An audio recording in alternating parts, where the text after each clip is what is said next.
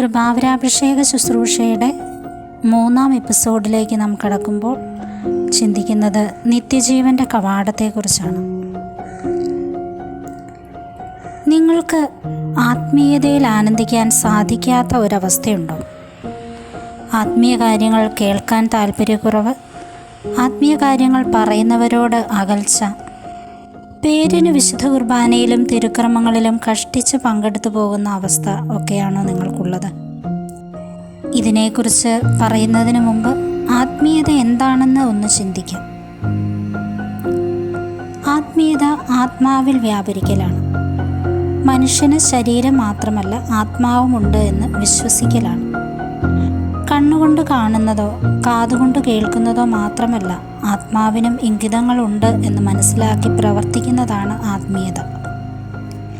ഈ ആത്മീയതയിൽ ദൈവവചനത്തിനും ദൈവാത്മാവിൻ്റെ പ്രേരണകൾക്കും അനുസരിച്ച് ജീവിക്കുന്നതാണ് ക്രിസ്തീയ ആത്മീയത, ലൈഫ് ഇൻ ഹോളി സ്പിരിറ്റ്. എനിക്ക് ആത്മീയതയിൽ ജീവിക്കണമെങ്കിൽ, ആത്മീയതയിൽ ആനന്ദിച്ച് താല്പര്യപൂർവ്വം ജീവിക്കണമെങ്കിൽ അടിസ്ഥാനപരമായി ചെയ്യേണ്ട കാര്യമാണ് കൽപ്പനകളുടെ പാലനം. വിശുദ്ധ ഗ്രന്ഥത്തിൽ ദൈവം തൻ്റെ വിരൽ കൊണ്ടെഴുതി തന്നതാണ് 10 കൽപ്പനകൾ. ദൈവം തൻ്റെ വിരൽ കൊണ്ടെഴുതി എന്ന് പറയുമ്പോൾ അതിൻ്റെ പ്രാധാന്യത്തെയാണ് എടുത്തു കാട്ടുന്നത്. ഇതിനപ്പുറം ഒന്നും പറയാനാകില്ല എന്നർത്ഥം.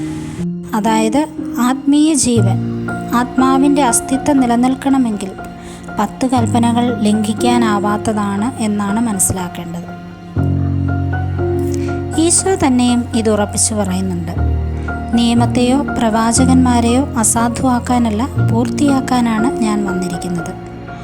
ഈ കൽപ്പനയിൽ മേലാണ് ദൈവരാജ്യത്തെ ഈശോ സ്ഥാപിച്ചിരിക്കുന്നത്. ഒരു യുവാവ് ഈശോയുടെ അടുക്കൽ വന്ന് ചോദിച്ചു, ഗുരു, നിത്യജീവൻ പ്രാപിക്കാൻ ഞാൻ എന്ത് ചെയ്യണം? അതിനുത്തരം ഈശോ പറഞ്ഞു, നീ കൽപ്പനകൾ പാലിക്കുക. കൽപ്പനകൾ നിത്യജീവൻ്റെ അടിസ്ഥാനമാണ്. നീ കൽപ്പനകൾ പാലിക്കുമ്പോൾ നിത്യജീവൻ്റെ കവാടം നിനക്ക് തുറന്നു എന്നർത്ഥം.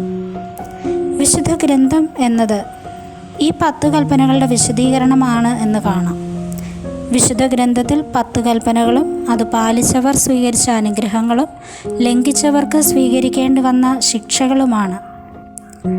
ബൈബിൾ അടിസ്ഥാനപരമായി പറയുന്ന ഒരേ ഒരു കാര്യം മാത്രമാണ് എൻ്റെ കൽപ്പനകൾ പാലിക്കുക. ബൈബിളിൽ 1-ാമത്തെ കൽപ്പന ഉൽപ്പത്തി 2:17. എന്നാൽ നന്മതിന്മകളെക്കുറിച്ചുള്ള അറിവിൻ്റെ വൃക്ഷത്തിലെ ഫലം നീ തിന്നരുത്, തിന്നുന്ന ദിവസം നീ മരിക്കും. ബൈബിളിൽ അവസാനത്തെ കൽപ്പന ഈ പുസ്തകത്തിലെ പ്രവചനങ്ങൾ കാക്കുന്നവൻ ഭാഗ്യവാൻ, വെളിപാട് 22:7. പ്രവചനങ്ങൾ എന്നാൽ ദൈവത്തിൻ്റെ സ്വരം. ഈ പുസ്തകത്തിലെ ദൈവവചനങ്ങൾ പാലിക്കാനുള്ള ആഹ്വാനമാണ് ബൈബിളിൽ ആദ്യം മുതൽ അവസാനം വരെ കാണുന്നത്. ഇത് പാലിക്കാതെ നിത്യജീവിതത്തിലേക്ക് പ്രവേശിക്കാനാകില്ല. പാപം നിയമലംഘനമാണ്. 1 യോഹന്നാൻ 3:4. പാപം ചെയ്യുന്നവന് നിത്യജീവൻ നഷ്ടമാകുമെന്ന് നമുക്കറിയാം. അപ്പോൾ ഈ 10 കൽപ്പനകളെ എത്രമാത്രം പ്രാധാന്യത്തോടെ കാണണമെന്ന് മനസ്സിലായല്ലോ. നിത്യജീവൻ്റെ കവാടമായ 10 കൽപ്പനകൾ, അതിൻ്റെ വിശദീകരണമായ വിശുദ്ധ ഗ്രന്ഥ വചനങ്ങൾ പാലിക്കാതെ ആത്മീയ ജീവിതം സാധ്യമല്ല. ഇത് പാലിക്കാത്തവൻ നിത്യജീവിതത്തിലേക്ക് പ്രവേശിച്ചിട്ടില്ല.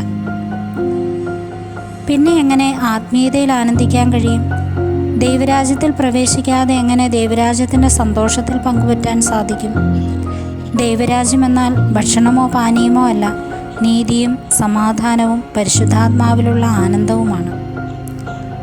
പാപം ഇല്ലാതാകുന്നതനുസരിച്ചാണ് വിശുദ്ധി വളരുന്നത്.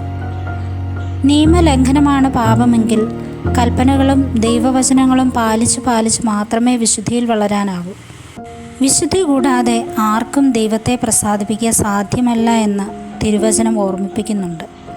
നമുക്ക് ചിന്തിക്കാം, എത്ര ദൈവവചനങ്ങൾ എനിക്ക് കാണാതെ അറിയാം?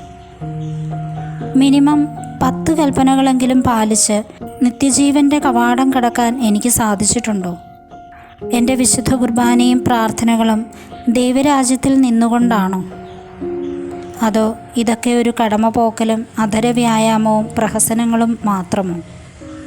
ചിന്തിക്കാം.